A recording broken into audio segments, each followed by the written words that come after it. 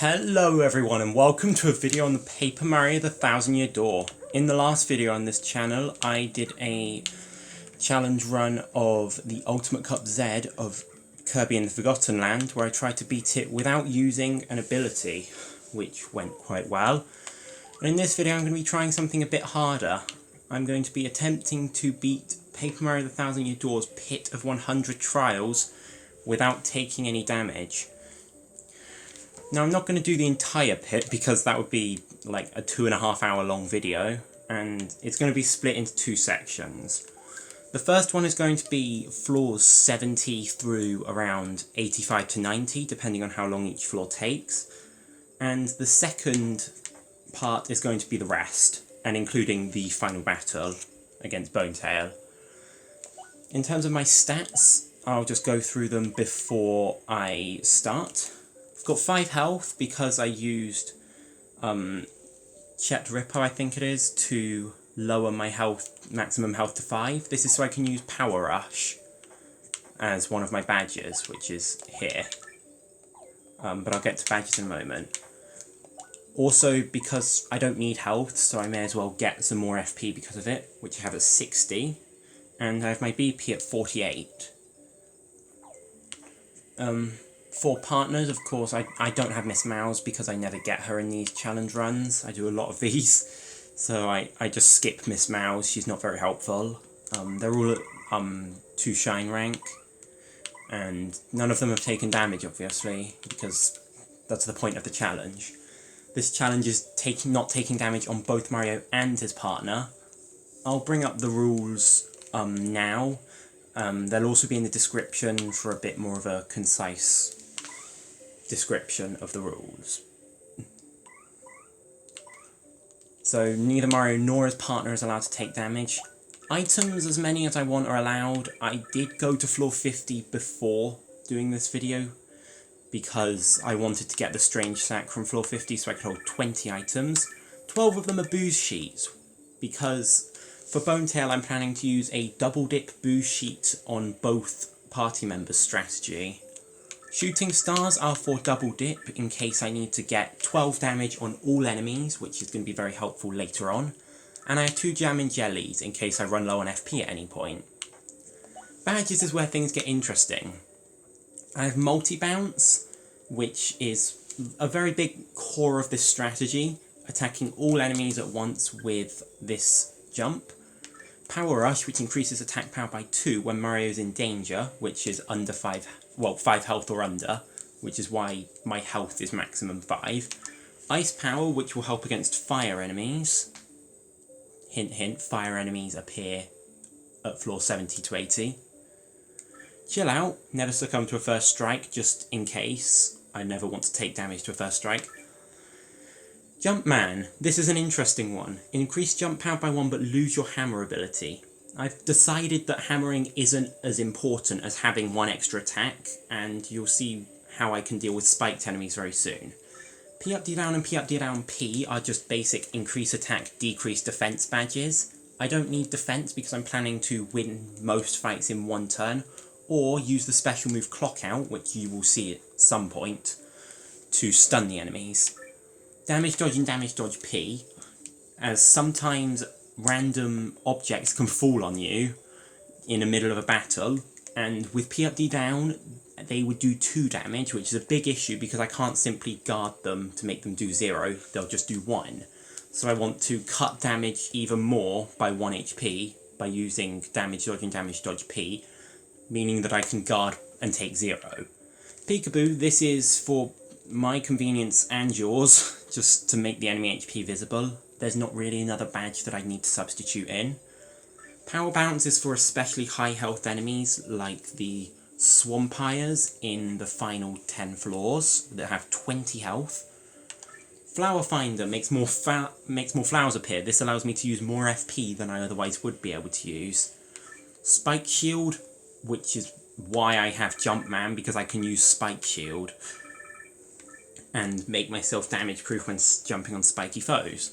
All or Nothing basically means that if I hit my action command I go up by 1 attack, and if I don't then I do no damage for that attack, but it's often worth it because I can hit them quite consistently. This only applies for Mario All or Nothing. There's no All or Nothing P. Power Plus and Power Plus P, there is a P version for this. Just simple attack up by 1. There's no detriment to using these, which is amazing. But they do cost 6. And the final badge is Quick Change, which lets me switch and attack with my partner, which is incredibly important so that I don't have to do the run away and re-enter battle with a different partner strategy. It could also be useful on Bonetail for getting in and out with different partners. So those are my badges. I've gone over everything here, and I think I'm ready to just continue. It's already been 5 minutes, or 6 minutes. I'll put a timestamp before coming to this bit.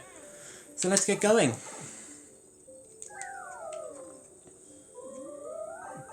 This is floor 71, and we've got a wizard, which I'm going to use a spin jump to first strike. Oh, 3 wizards, that's a bit of an issue. Base jump damage is 9, by the way, and wizards have 3 defense. Well, base jump damage is 3, but I've increased it by 6 with the badges I've detailed, so it's 9. For this fight, I'm going to multi-bounce, and I don't actually know how much damage Power Shell does. I'm tempted to say it's base 6, but it might also be base 7. If it's base 7, it kills. If it's base 6, it doesn't. I'm not going to risk it, and I'm going to use Shell Slam, which costs a lot more FP, and you can probably hear my controller going. But it does a consistent 8 damage. It pierces defenses, which is amazing. Star points play a massive role in this as well, as I will want to get 100 star points a lot of the time, because when you level up, it restores your FP and HP and star power, but those aren't as important. Now this guy's a mover. This is a good opportunity to bring up another rule of mine that I always do with the pit. This isn't specific to the no damage run. I don't use movers because it skips parts of the pit, and the point of this is to see if you can go through the pit, the entire pit. So I don't like movers. I wish you could turn them off somehow. And by the way, just because you can't use hammers in battle doesn't mean you can't first strike with hammers. That's something amazing about Jumpman. It doesn't remove your first strike. Not that it matters here, because I can jump on these enemies, and with the extra damage from Ice Power, increasing the damage you do to fire enemies by 1, it just does 10 to all of them. By the way, there's the fire enemy.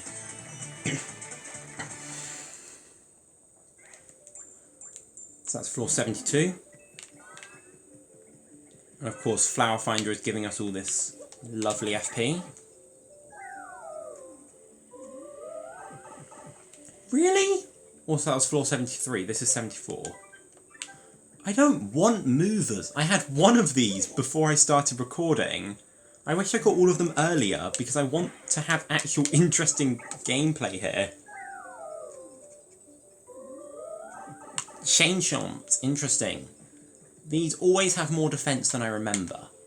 I hope they have 5. No, 4 even, because this will kill. If they have 5, it won't, because Hammer's base is 11. I have a sinking feeling they've got 5. Yep. So if they've got 5 defense, then this jump will kill, I believe. Or multi-bounce even. Yep. And then I know this Shell Toss will do enough damage to take out the wizard. So that's basically what the whole no damage run is about. It's all about planning and strategy, and knowing what to do in each fight. I only need to grab the FP, of course. I'm not going to need coins after this. What partner should I have out for this wizard? I think Cooped is best. I don't need to spin jump it. Why am I trying to spin jump it? It takes 6 and 6, and it's got 10 health. I'll try and detail. Oh, Dark Hooper Troll. How funny! I was just going to say I'm trying to detail the enemies as they come up. So, this is a Dark Koopa Troll. It's not really a threat. It has 25 health, but it's no threat because of the fact that you can flip it over. Sorry about that. But there's no threat because it can just get flipped over and nothing happens.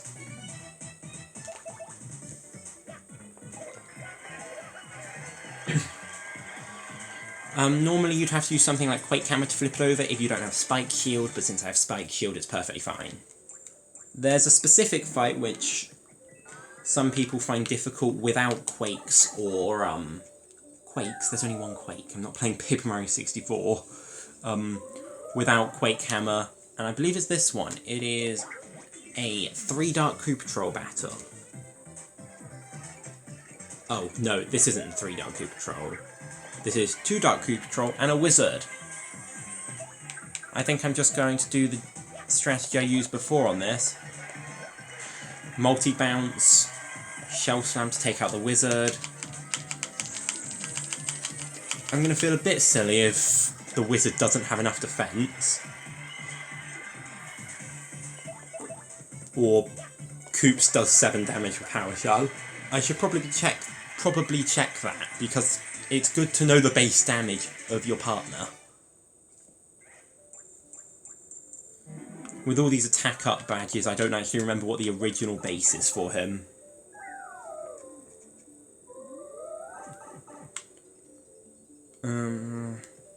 I can just jump here. Is it another one of these? Of course it is. The pit is quite lazy sometimes as well. Just kind of reusing enemies. By the way, you might be able to tell, I'm under-leveled because I'm getting experience from these. I have beaten the game in this damageless file. I'm just really under-leveled, level 26. I should get a level after the next fight though, so I could just use Supernova on this next fight. I won't if I don't need to. Oh, that was a bit of a waste. Really? This? We haven't even seen Swoopulars, probably because of the 2 movers. Really? This? Thought I was going to get something a bit harder. By the way, for the first 70 floors, that is basically the strategy. The only exceptions to that are enemies that survive it, which are mostly on floor 61 to 69.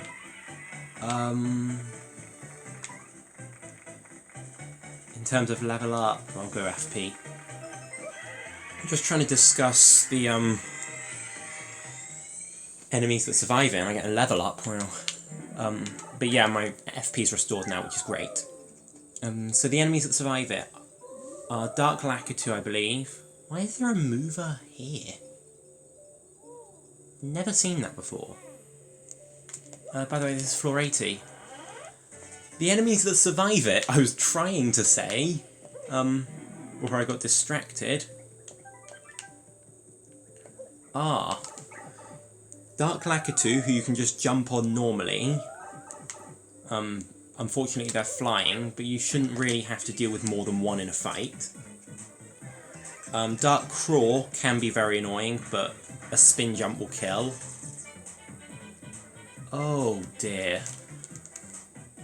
And third enemy is Frost Piranha, which you can Power Shell after using multi-bounce. This is where things become problematic.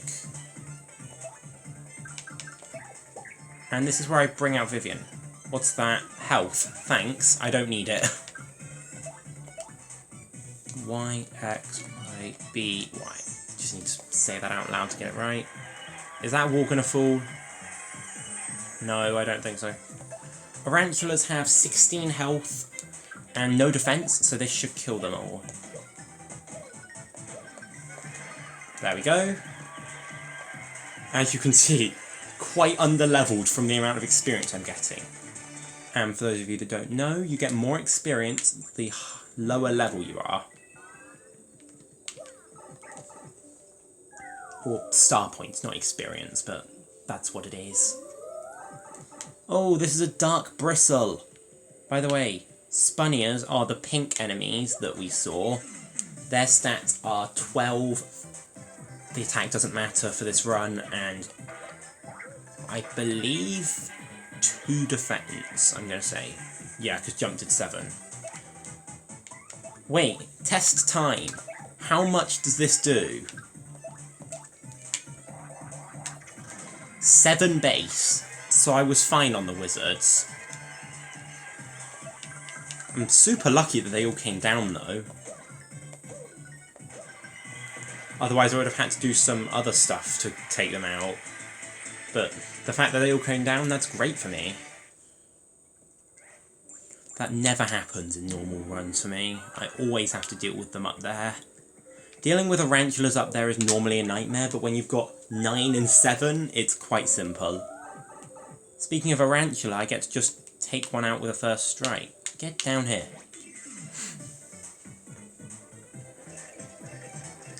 Oh, piranha plants! 15 health and 0 defense.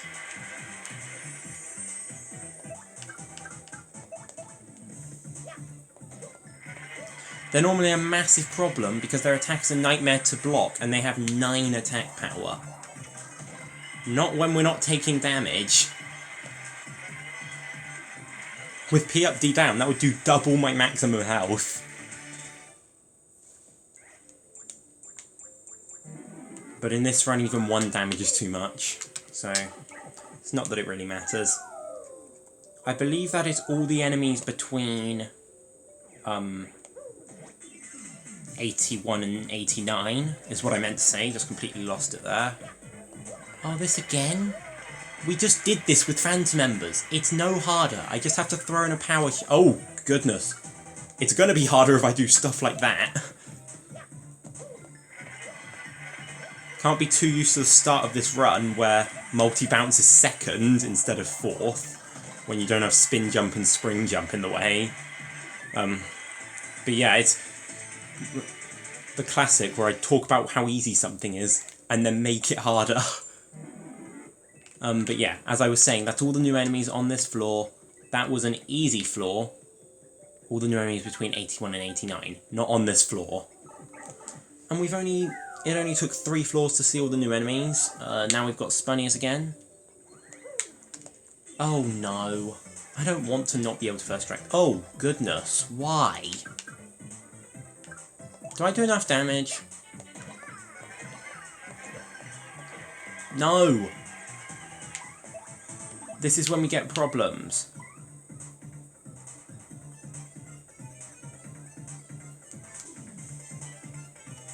Did I just throw?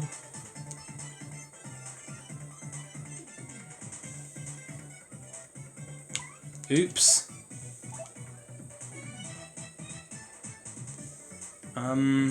I could Rally Wink. I could switch to Goombella and Rally Wink, that's an option.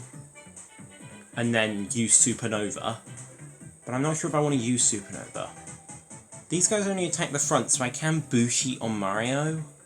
That is another option, and use 1 Bushi. I think that's what I'm going to do.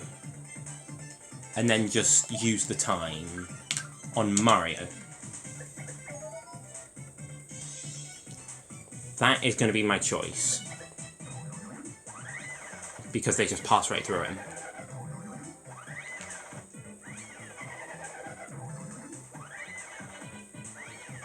This is why I don't like dealing with enemy attacks, because they take forever.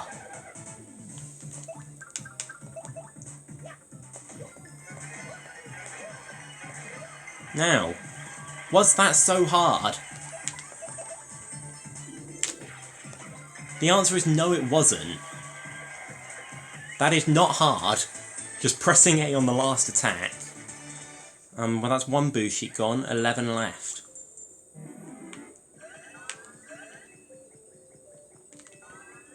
I suppose I have to... there's one more rule that I have to bring up that I always use, and it is called no badge stacking.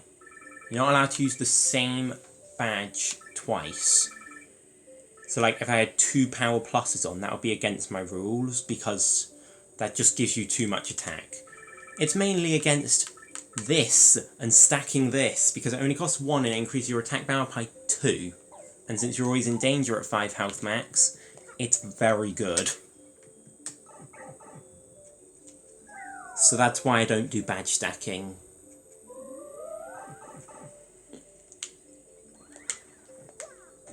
There we go. Oh, this again? I just did this.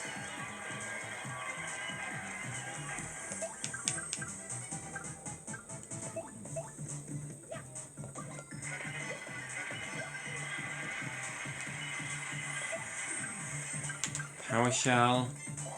This is what I meant to do last time, by the way. Now you can see what I intended to happen last time. Oh, another level up. And I have no idea what to upgrade again. If I go BP, then I can put on FP+, so that's probably better. Just a more well-rounded option.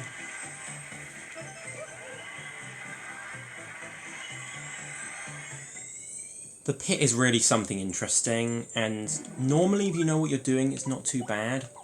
But in a challenge like this, even the easiest of things is hard. This hasn't been awful so far, though. Like, there's definitely been worse parts than this. I think this is when I put on Double Dip P. This is in case I need to double shooting star any enemies, because we're nearing floor 90.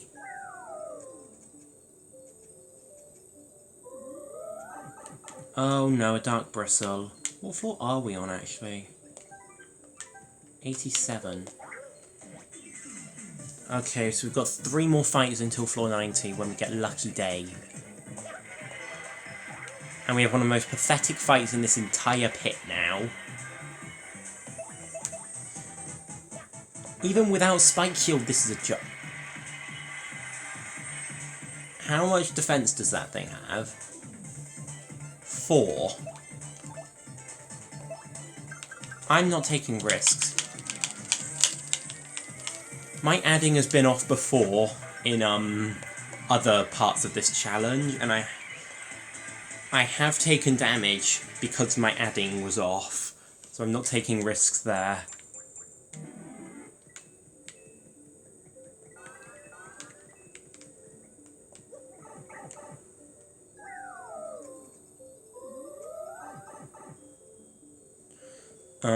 Haven't had to use clock out in this section. Oh, come on.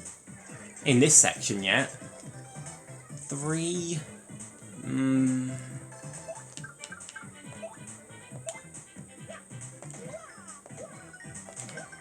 Perfect.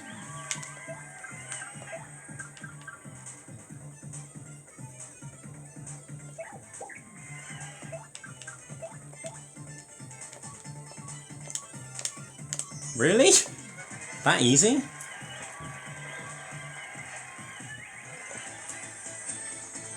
I've never seen a Fiery Jinx that stupidly easy.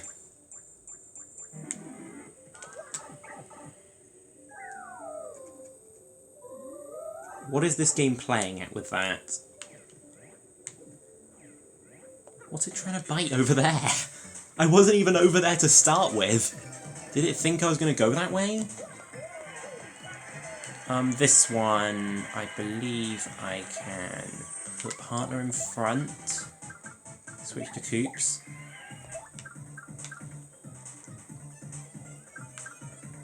Can I use Power Shell, or do I have to go for Shell Slam? I'm going to go Power Shell. My adding's fine.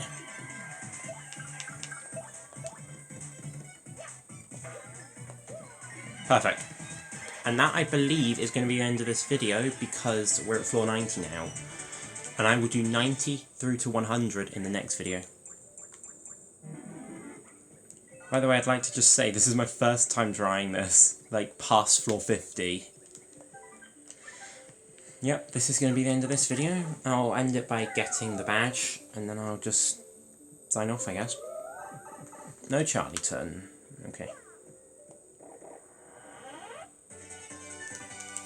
I would use that, and I did use that in my run where I had no ability to block, because I wasn't worried about taking damage, but It's not really needed here. Because I'm not planning to be in a position where I can get hit, is the problem with using Lucky Day. And also, what in the world do I swap it out for? I think this is a pretty good badge setup in terms of my items. I've only lost one boo sheet so far. And for the party,